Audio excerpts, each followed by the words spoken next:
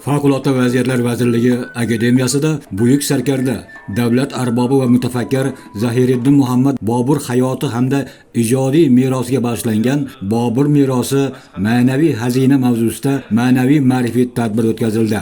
Tadbirda Favqulodda vaziyatlar akademiyasi rahbariyati, O'zbekiston Respublikasi Jamoat xavfsizligi universiteti ijtimoiy-gumanitar fanlar kafedrasi professori, tarix fanlari doktori Jumaboy Rahimov, O'zbek milliy akademik drama teatri aktyori, O'zbekiston xalq artisti Tesha Mo'minov, Yangi hayot tumanidagi 8-sonli umumta'lim maktabi o'quvchilari, akademiya harbiy xizmatchilari, kursantlar hamda ommaviy axborot vositalari vakillari ishtirok etdi. Tadbir davomida Bobur merosining tarixiy ahamiyati, uning adabiyot va davlat boshqaruvidagi beqiyos o'rni, shuningdek ajdodlar merosini o'rganishning bugungi yoshlar tarbiyasidagi muhim jihatlari yuzasidan mazmunli fikrlar bildirildi. Tadbir ishtirokchilariga Bobur hayot va ijodiy faoliyati haqida qimmatli ma'lumotlar taqdim etilib, yoshlar qalbida vatanparvarlik va milliy g'urur tuyg'ularini mustahkamlashga alohida e'tibor qaratildi.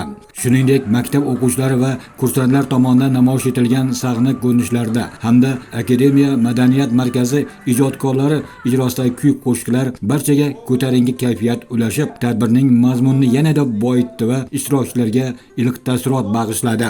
Mazkur ma'naviy ma'rifiy tadbir kursantlarning tarixiy bilimlarini kengaytirish, ularning ma'naviy dunyoqarashini oshirish hamda buyuk ajdodlarimiz merosiga bo'lgan hurmatini yanada mustahkamlashda muhim ahamiyat kasb etadi.